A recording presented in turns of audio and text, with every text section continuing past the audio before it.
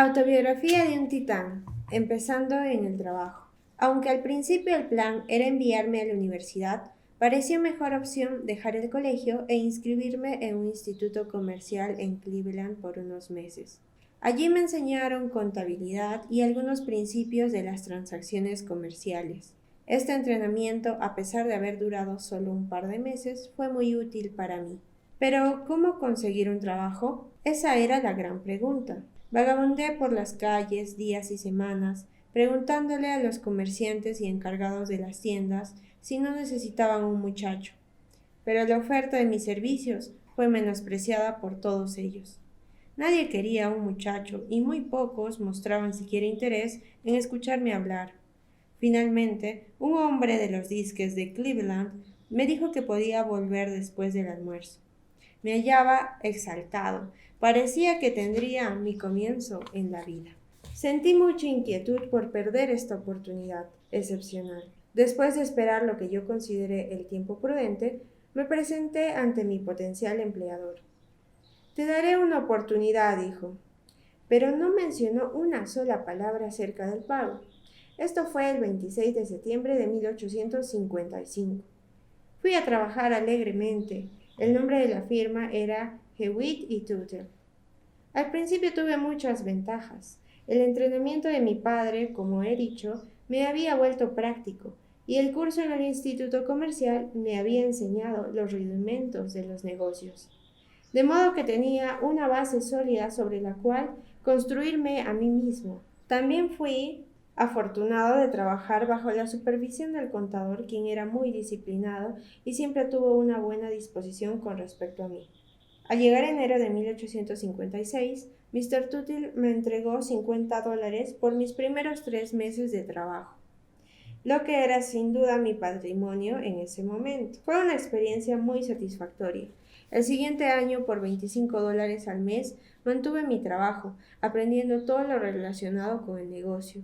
La firma era un comercio mayorista que también compraba y administraba los bienes raíces y mi departamento era el administrativo. Por encima de mí estaba el contador, quien recibía $2,000 al año por concepto de sus acciones, ya que era socio de la firma.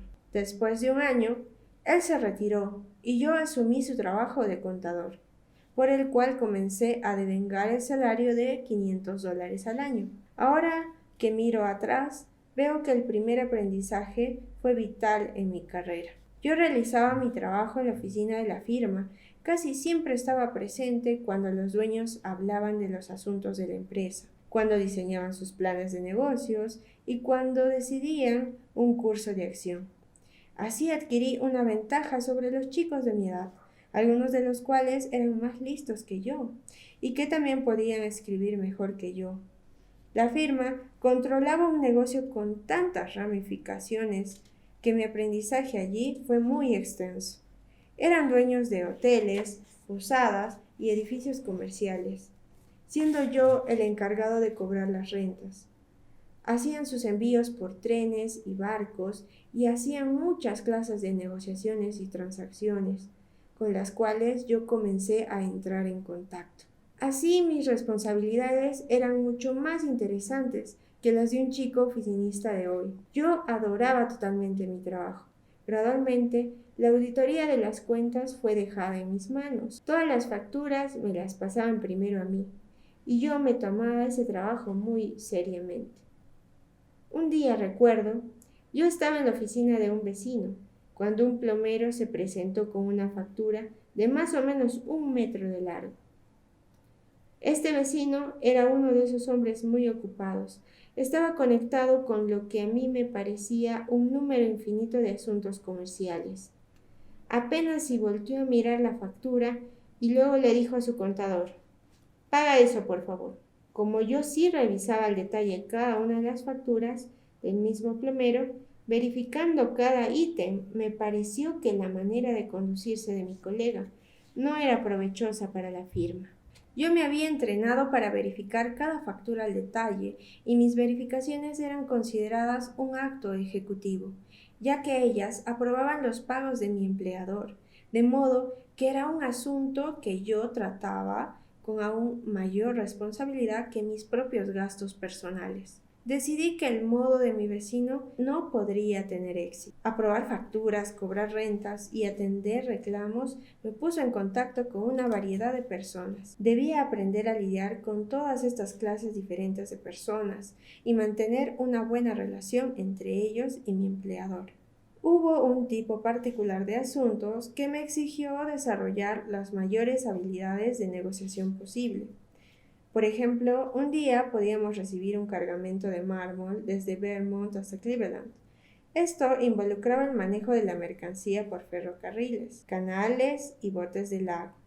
El costo de las pérdidas y daños debía negociarse entre estos tres transportistas, y para un chico de 17 años, lograr eso no era tarea fácil. Pero yo siempre pude lograr que todos los involucrados llegaran a un acuerdo justo, no habiendo tenido, que yo recuerde, ningún desacuerdo mayor que resultara dañino para la empresa.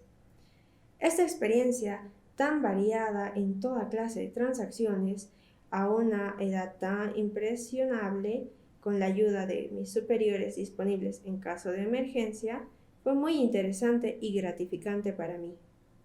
Fue mi primer paso en aprender el arte de la negociación, del cual espero hablar más adelante. El entrenamiento de trabajar para alguien más por cuyos intereses sentimos una gran responsabilidad, estoy seguro fue de gran valor para mí. Yo estimo que los salarios de esa época eran muy bajos con respecto a los equivalentes de hoy. El año siguiente me ofrecieron $700 de salario. Aunque yo pensaba que debían ofrecerme 800 para abril, aún no habían decidido sobre esta cuestión. Y al habérseme presentado una oportunidad favorable de realizar la misma labor de forma independiente, pedí la renuncia. En aquellos días, en Cleveland, todo el mundo conocía a todo el mundo. Entre los comerciantes de la época había un joven inglés llamado Mr. Clark, creo que unos 10 años mayor que yo, quien quería establecer un negocio y se hallaba en busca de un socio. Tenía $2,000 para contribuir con la firma y buscaba un socio que pudiera aportar la misma cantidad por su cuenta. Esto me pareció una gran oportunidad. Yo había ahorrado $800, pero mi problema era conseguir el resto. Hablé con mi padre al respecto, quien me dijo que siempre había tenido la intención de darles $1,000 a cada uno de sus hijos cuando llegaran a la edad de 21 años. Me dijo que si yo quería recibir el dinero ahora en lugar de esperar, él podría entregármelo, con la condición de que yo pagase un interés hasta cumplir la edad de 21 años. Pero John, dijo, la tasa es 10. En esa época, 10% de interés era una tasa común por esa clase de préstamos. En los bancos las tasas no eran tan altas, pero por supuesto las instituciones financieras no podían suplir toda la demanda, así que los préstamos privados por cantidades altas eran una práctica común en ese entonces. Como necesitaba el dinero para asociarme con Mr. Clark, acepté la oferta de mi padre, y así comenzó mi etapa como socio junior de la nueva firma Clark y Rockefeller. Era maravilloso ser mi propio jefe. Mentalmente, lo admito, me llené de un poco de vanidad. Era socio de una firma de $4,000 de capital. Mr. Clark se hacía cargo de las compras y las ventas, y yo de la contabilidad. Y así comenzamos a hacer crecer el negocio, adquiriendo cargamentos cada vez más grandes de mercancía. Naturalmente, llegamos al punto en que necesitábamos más dinero para hacernos cargo de la creciente demanda. No había más opción que intentar pedir un préstamo a un banco. ¿Pero nos prestaría dinero un banco?